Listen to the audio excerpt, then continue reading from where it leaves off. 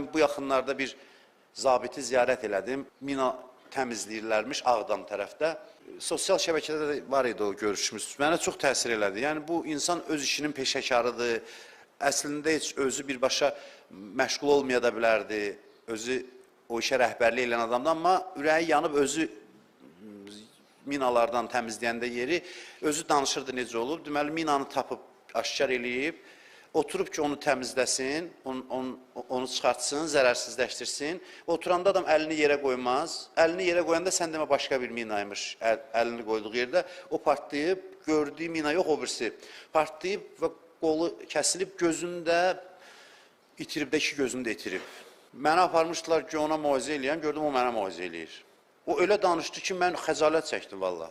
O dedi, mən Allaha şükür edirəm.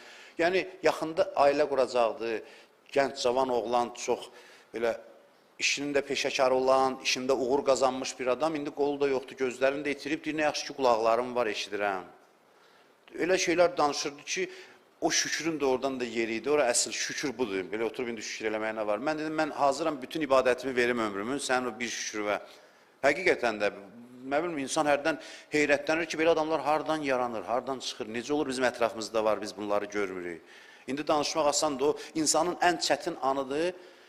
O anda belə bir soyuqqanlı şəkildə danışırdı, ailəsi də yanındaydı ki, mən Allaha həmd edirəm, çox-çox şükür edirəm və çox razıyam halımdan.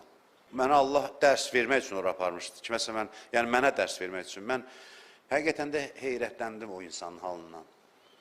Özü də inanclı insandı, Allaha bağlı insandı.